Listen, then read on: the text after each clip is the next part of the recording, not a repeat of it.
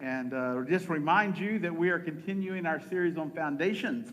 Foundations are important, amen? They're important in buildings and they're important in our lives. We've been saying that since we began this, and the stronger the foundation for a building, the stronger the building will be. The stronger foundation we have for our lives, the stronger our life will be. Amen?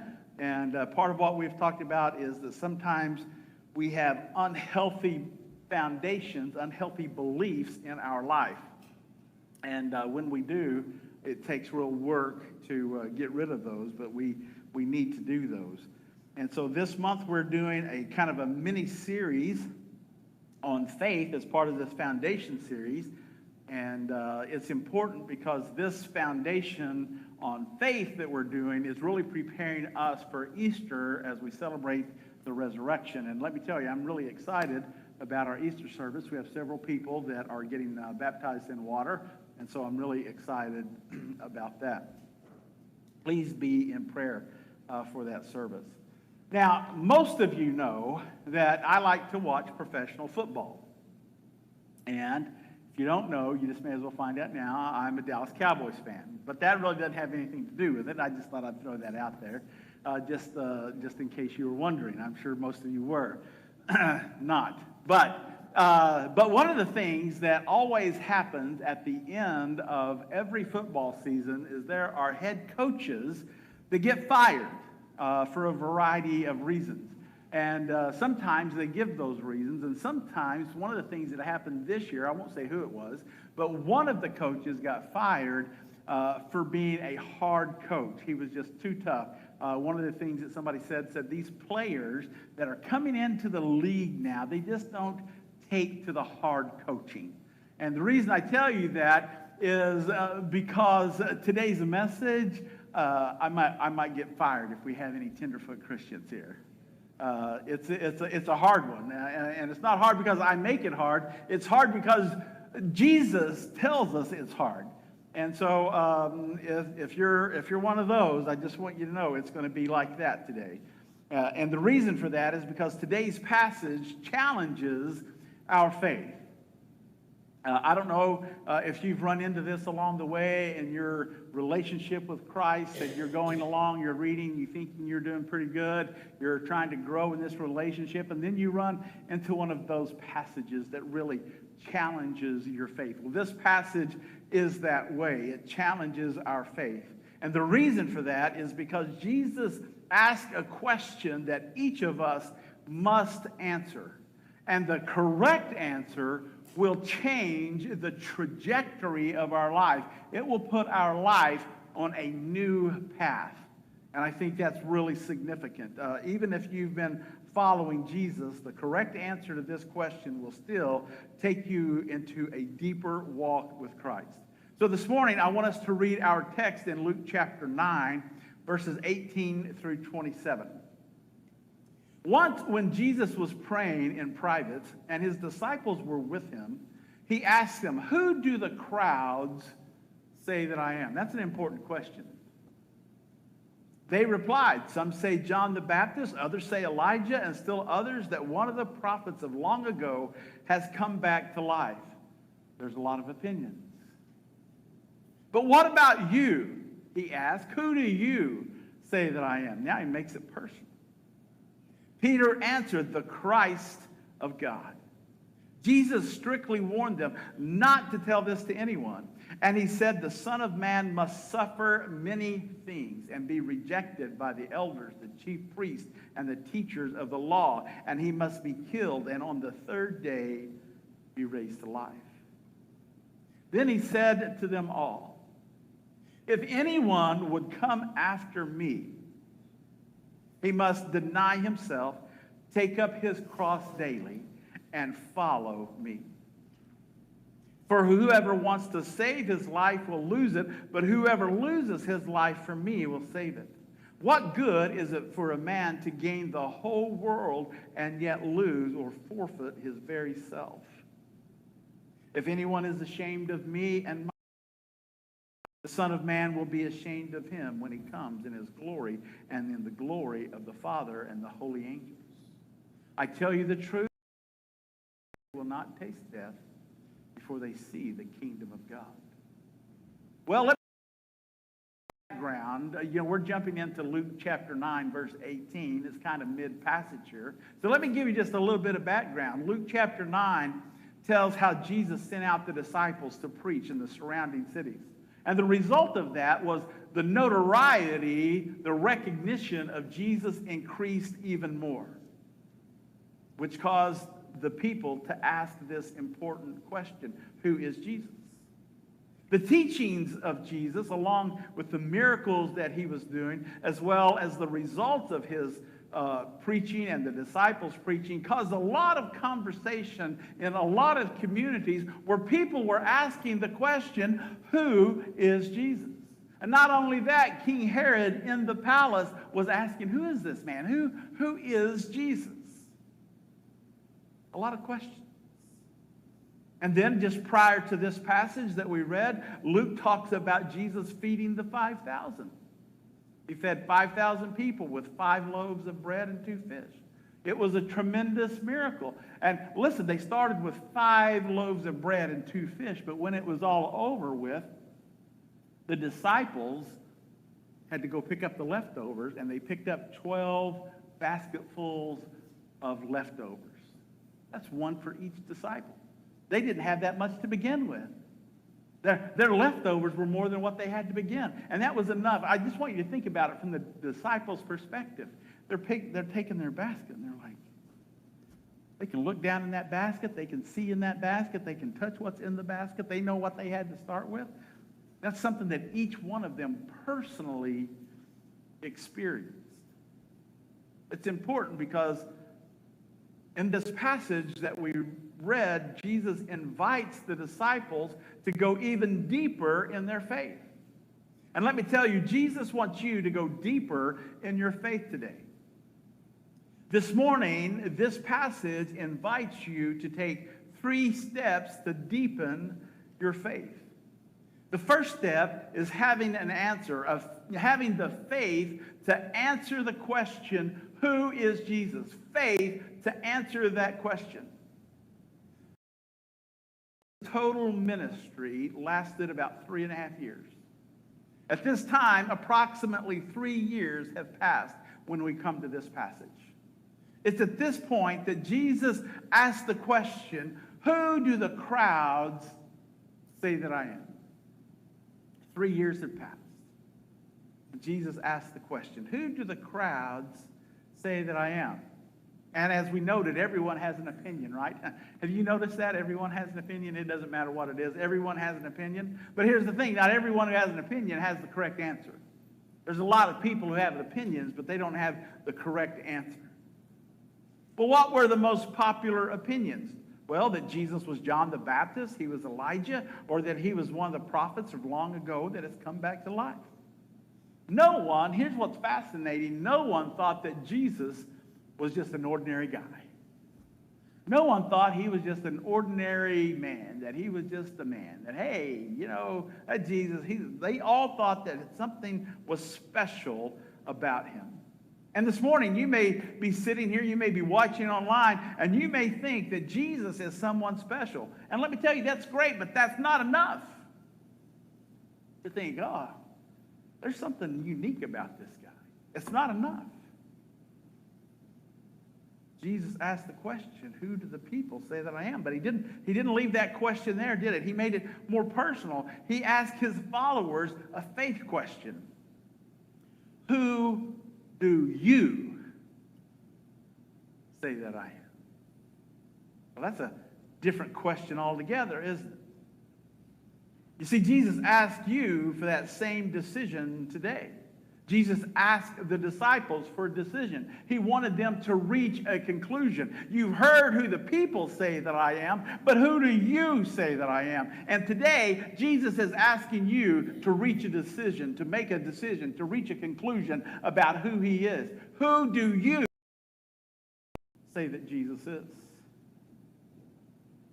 You must answer the question. You cannot sit on the sidelines. It takes faith to answer that question. Let me tell you, you cannot repeat what other people have said. You cannot go with the latest opinion poll. You must answer the question. You must answer the question. And it's a faith question. And I believe it is the most important question that you will ever be asked and that you will answer. Who is Jesus? Now listen, there are some people who say, I don't know. There's people who are atheists. And let me just break down that word atheist for you. The word theist is the Greek word for God. The prefix, the A at the beginning, means not God. Not that we don't believe, an atheist believes there is not a God. That's why they use that term, atheist. And then the next person after that is called an agnostic. It comes from the Greek word gnosis, to know. That's the Gnostic part, to know something. And the prefix A before that, again in the Greek, means not. We don't know. And so there's an atheist who says there is no God, and then there is the agnostic who says we don't know if there's a God. Those are opinions of people today that don't answer the question. You must answer the question, who is Jesus? You see, that answer changes everything. And there is ample evidence that Jesus is more than just a man. I want you to think about what the disciples had seen before they answered this question. They had seen blind eyes opened. They had seen the lame healed and walking. They had seen leopard cleansed and healed. They had seen demons cast out, the dead raised, the feeding of the 5,000, the calming of the storm on the Sea of Galilee. They had seen the miraculous catch of fish. They had seen a fish who paid taxes. They had seen his compassion, and they heard him teach with authority, not as with like one of the religious leaders of the time. They heard all of these popular opinions about Jesus. But here's the point. Jesus changed the question from who do people say that I am to who do you say that I am? Who is Jesus? That is a faith question. And I want you to notice that Peter responded, and he responded with firm conviction. He said, you are the Christ. You are the Messiah. Who is Jesus? You must answer this faith question, and you cannot straddle the fence. There is only one correct answer. No blanks allowed. A blank answer is a wrong answer. You can't be like the agnostic, say, I don't know. I want you to think about this. How many of you have ever been in school? Let's just get a little audience participation. Yeah, if you're watching online, raise them up high. Yes, Pastor, I've been to school. How many of you ever took a test in school? Anybody ever take a test in school? Just raise them high. Don't be ashamed of it. Be like, yes. Some of you never took a test. I'm looking at you. I just want you to know I can see. You're like, I didn't ever take a test. I didn't. I had to take tests in my school, and most everybody else did too. But did you ever have a teacher who said, now here's the test, here's the material we've been studying, and when you fill out this test, you can write anything you want into the answer, into the blank. You can circle anything you want, true, false, it doesn't matter. You circle anything, and it's all going to be okay. It's all the right answer. Did you ever have a teacher tell you that? I never did. What's that? Maybe? I never did. My teachers always said 2 plus 2 equals 4, not 4 million. If I put anything besides that in there, it was the wrong answer. Just think about if you were having a doctor who was going to operate on you, and he failed all of his exams. Would you feel confident? Like, Doc, do you know where my heart is? That might be important to know. Do you know where everything's located? What kind of grades did you make? Here's the key, is that when you answer those questions, you have to answer them correctly. Well, listen, Jesus is the same way. There's only one answer that is the correct answer. You can't think, oh, you know what, that teacher is so narrow-minded to make me answer that question the way they want me to. Jesus asked you the question, who do you say I am? Have you answered that question today? You can't leave it blank. You can't ask what everybody else says. You have to answer it for yourself, and it is a faith answer. The second step, have your faith growing deeper, is to listen to him. We see that in verses 21 and 22.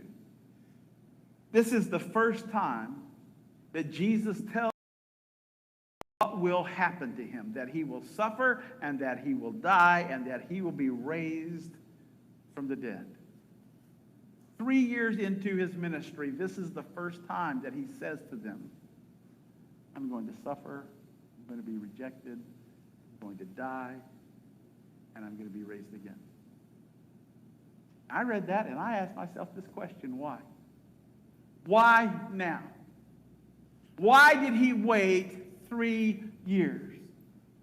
Why didn't he tell them at the beginning when they were first following him? Why didn't he tell them somewhere along the way? Why didn't he say, you know what, there's going to be a time, guys, when I am going to suffer, I'm going to be rejected, I'm going to die, and then I'm going to raise again? Why didn't he tell them a year in? Why didn't he tell them 2 years in? You see, they weren't ready until they could answer the question, who do you say that I am? You are the Christ. You are the Messiah. Now that you know that, I need you to know that I'm going to suffer. I'm going to be rejected. I'm going to die, and I'll be raised again. He chose that day and that moment to tell them because they had answered the question. And now they have to listen to what he is telling them. You see, even though they answered the question correctly, there were still some things that they misunderstood about the Messiah. That's such a powerful statement. They understood that he was the Messiah. The problem is they misunderstood who the Messiah was. They had some misconceptions. They had some bad beliefs. Remember, we're talking about foundations in this series. Some of their foundations were bad. And he's confronting them and he's telling them. Let me tell you what they believed about the Messiah in real simple terms. They believed that the Messiah would be a great political leader descended from King David. That he would be well versed in the Jewish law and observe its commandments. That he would be a charismatic leader, inspiring others to follow him. But here's the key. They believed that he would be a great military leader who would win battles for Israel. In other words, the Messiah was going to make Israel great again. We're going to kick out the Romans, and we're going to make Israel great again. It's going to rise to prominence. We're not going to be run over by all of these Romans, and we're going to kick them all out, and that's what the Messiah is going to do. See, these disciples had many misconceptions. The most important misconception that they had is that the Messiah would just be a human being.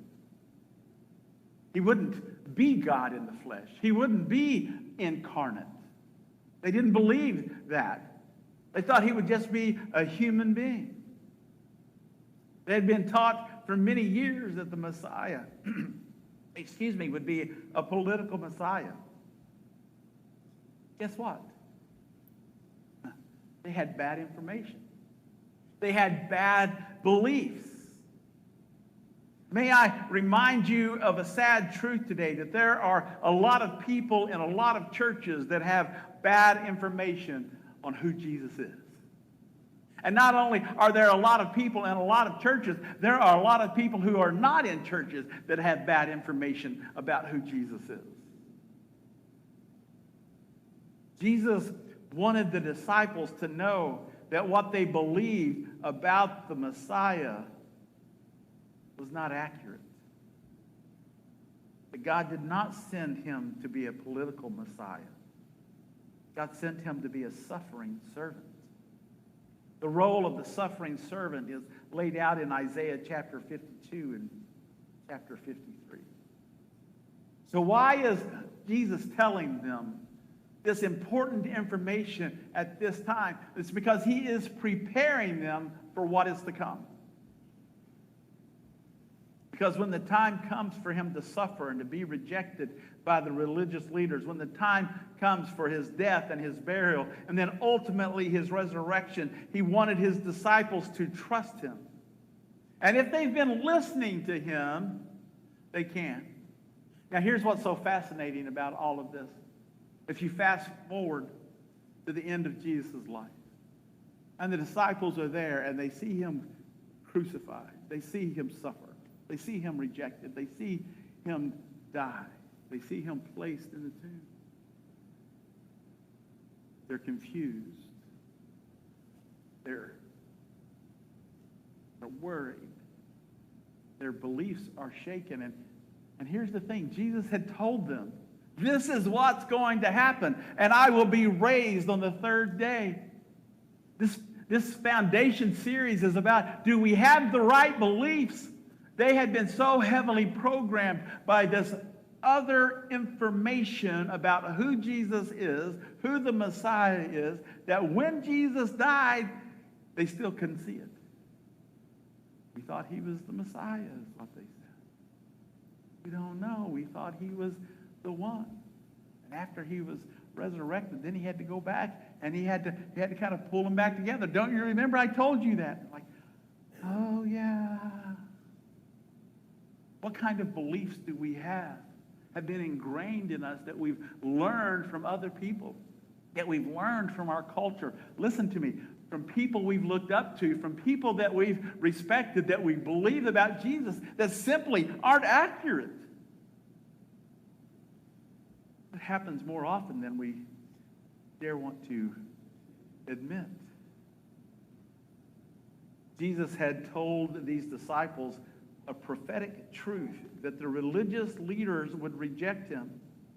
And I want that to sink in. I want you to ponder that for a moment, that the people who are supposed to know about the Messiah, the people who are seasoned in the faith, the people who think that they have got all figured out, the people who have been teaching about the Messiah for many years are going to reject him. What a cautionary tale for all of us. To reject the one that we're talking about? Never. And yet that's what happened. And when that rejection would come, the disciples would need to make a choice. Will they listen to Jesus, or will they listen to the misinformation, to the misconceptions, to the bad beliefs, hear me now, to the bad foundations that they had built into their lives and they didn't even know? They struggled.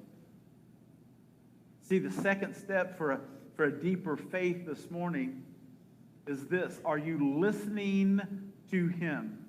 Are you listening to what he is telling you? Let me tell you, there are going to be challenges ahead, and those challenges include changing what you believe. Let me say it this way, changing your foundations like the disciples. The truth is this. There are some things that many of you have held on to that you believe to be true. Things that you have learned from people that you have loved and people that you respect, and now you are discovering it is not true. So now you have to think, what am I going to do? Am I going to trust what God's word says, or am I going to trust my bad beliefs? And I want you to see the connection here in these two steps, that Jesus connects the suffering and the rejection and the death and the resurrection. He connects that to what? To the answer to the faith question. Who do you say I am? you are the Christ, then let me tell you what the Christ is going to do. He's going to suffer. He's going to be rejected. He's going to die. He's going to be raised. Can you hear that? Are you listening to him? You see, we need to answer the question, just like the disciples. And just like the disciples, we must be willing to listen to him. Will you trust what he is telling you? Have you thought about trust? Trust is such a unusual thing, isn't it? We all trust people until we need to trust them. Have you discovered that? We trust people until we need to trust them. Like, what I'd like to do, I didn't arrange it, but I wish I would have. What I would like to do is to have Kristen and Anthony come up and have them demonstrate a trust fall. You guys know what a trust fall is? That's where one person puts their hands like this, and so in this case it would be either Anthony or Kristen, and we'll just say Anthony is standing here like this, and he's going to fall straight back, and Kristen is going to catch him. And he's not going to try to grab. He's not going to try to keep himself from falling. He's just going to trust her to catch him. Of course, it could go the other way. It's funny how much we say we trust people until we need to trust them. Do you trust Jesus with your life? Are you willing to listen to him? Finally, the third step for your faith to grow deeper is faith. Now look, each one of these steps takes you deeper in your faith. Faith to follow him. We see that in verses 23 through 27. I want you to follow the connections here. First of all, who is Jesus? Second of all, listen to Jesus. And now, perhaps the hardest of all, follow Jesus. Follow Jesus. Jesus ups the ante here. Knowing who he is not enough. Listening is not enough. We must follow him. Wherever he leads, we will follow him. I don't know if you noticed it when we read it just a moment ago, but Jesus used the if word. Did you notice that Jesus used the if word? If anyone would follow me. He doesn't command you to follow him. He doesn't force you to follow him. He invites you to follow him. If anyone would come after me, they must deny themselves and take up their cross. Who is Jesus? Number one, he's the Messiah. He's the Christ. I'm going to listen to him. Whatever he tells me, I'm going to trust him above everything else. Follow him.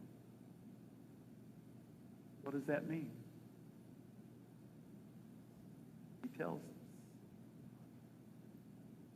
He tells us.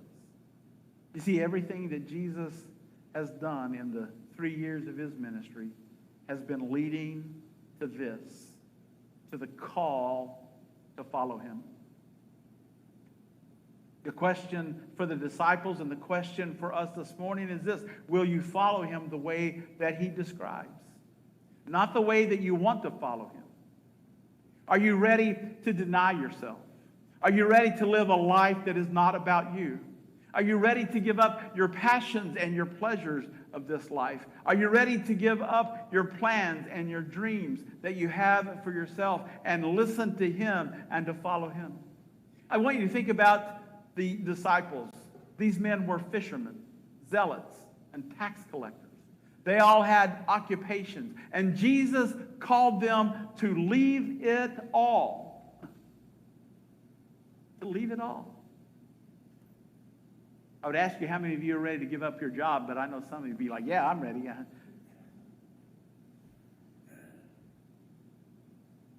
Jesus called them to leave it all. Jesus said, take up your cross daily and follow him. I ask you this morning, do you have the faith to follow him? You see, the cross was a symbol of suffering. It was a symbol of pain. It was a symbol of a disgraceful death. It was a symbol of a heartache. It was a symbol of crucifixion.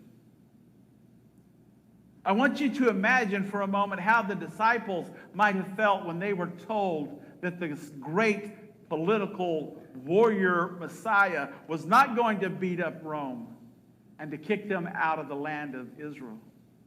Instead, he tells them that he will suffer, that he'll be rejected, he'll be killed, and that he'll rise again. And then he tells them, you know what? You need to pick up your cross daily and follow me. What a shock it must have been to their system when they were told that they must be ready to take up the cross. You see, the cross is an instrument of death. We have made it into a religious icon. But it was a terrible form of death reserved for the worst of the worst criminals. We have taken the cross and we wear them around our necks, gold crosses. Sometimes we make them big and gold, like that's, supposed to be special. So sometimes we put them on the walls of our houses and we decorate our houses with these crosses because we think, oh, look, we have a cross. Doesn't that just give you all kinds of warm fuzzies? We feel good having a cross in my house. We have them in the churches many times as decor, supposed to communicate something. But the cross was a symbol of death. I don't know if that communicates the way I would like it to, so I want to try to make it a little clearer by bringing you up to date. So could we go to that next slide? How about this? How about if we were to modernize it just a little bit, and we would say what Jesus might say in the 1800s. Instead of taking up your cross and follow me, he would say, take up your noose daily and follow me. Does that resonate with you today? Because that's what he was inviting. The noose is a form of execution. It's the way that they would execute people who stole and people who killed and raped and murdered and all of that. That's what that is a symbol of. Maybe that doesn't do it for you. How about we go to the next one? I like this one. A more popular form. Take up your electric chair and follow me. You see, that's what Jesus is inviting the disciples, and that's what he's inviting us to do, is to take up this form of suffering, this form of punishment. It's not glorious. It's not wondrous. It's not awesome. It's something that would shock the disciples. You want us to take up our cross? We have so glorified the cross that it has lost its power. And perhaps one more to bring it up to current events today, the way capital punishment is done. Perhaps Jesus would say, take up your gurney and follow me. I don't know who the artist was who put this together, but I rather like it. It's capital punishment, and Jesus is being stretched out on the gurney, and they're going to take syringes with different medicines in them, and they're going to inject them into his veins, and he is going to die. There's nothing glamorous about that. There's nothing wondrous about that. Would you like to take a gurney and have it gold-plated and put around your neck? Would you like to have a gurney in your home to make... You see, that's not what the cross is about. Jesus is saying, if you're going to follow me, be ready to die. Not just the spiritual death. Be ready to die. The disciples did die. Not all of them on the cross. When we read other passages that we'll read in the next few weeks, you'll read about people who gave their life for Christ. Some were sawed in two. Are you willing to follow him? That's the question.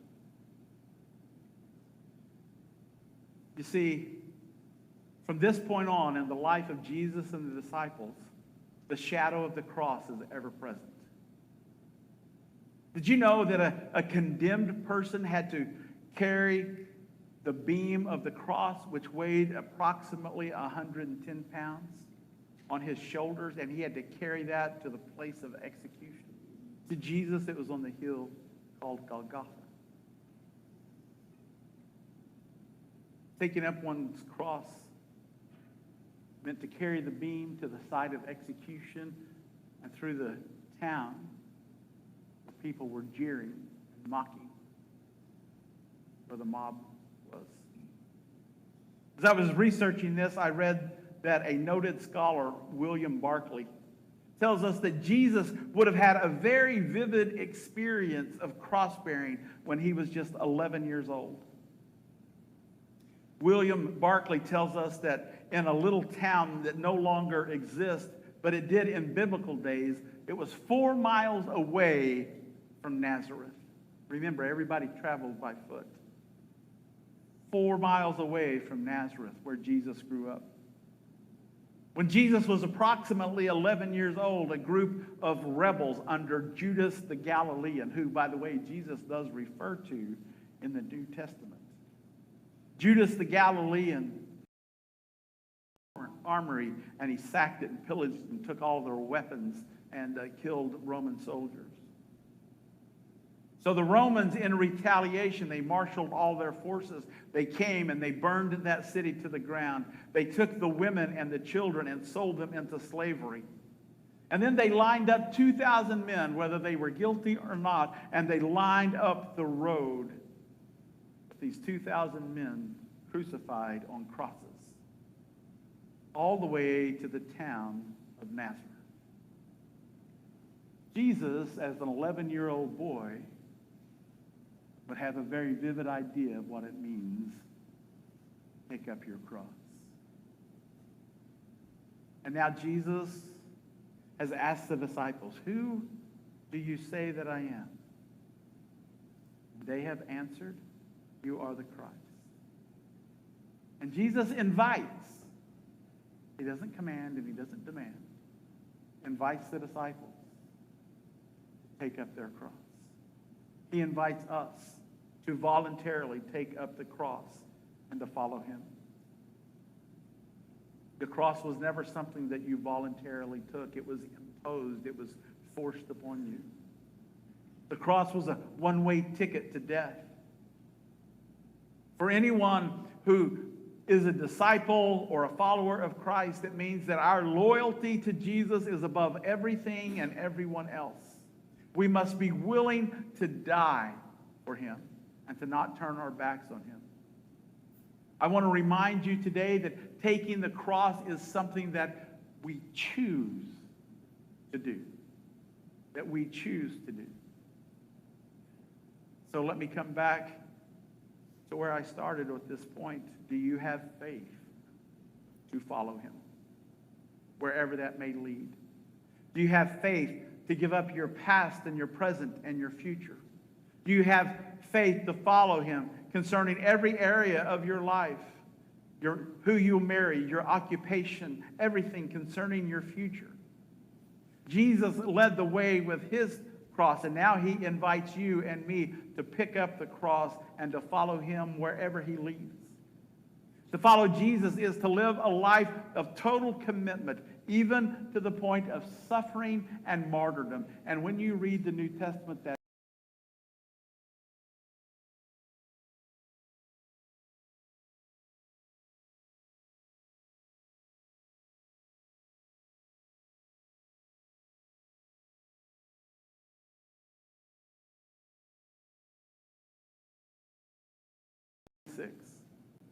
he said, "If anyone is ashamed of me and my words, the Son of Man will be ashamed of him and his glory."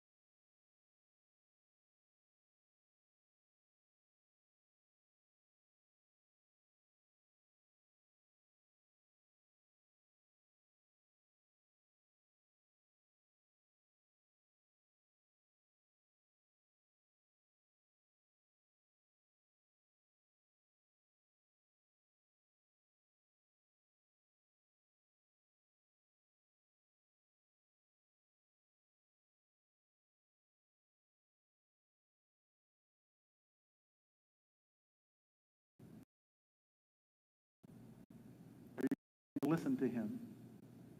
She's like, God, where do you want me to go? What do you want me to do? She listened. God led her to work with women who were involved in the sex slave industry in another country. She didn't say, I'm going to go get the biggest paycheck I can get. She was, and still is, smart, intelligent young lady. She's married now. What her to do? She denied herself. She didn't do what most 22-year-olds wanted to do. She's like, I'm going to commit my life to Christ, and I'm going to go serve wherever he leads me. And she followed him. The question this morning is, will you follow him wherever he leads you? Let me invite you to stand, if you would. We're going to receive communion in a few moments, but before we do, I want to give you an opportunity to respond to the message. So if you would bow your head, close your eyes, I'd like to give you an opportunity this morning.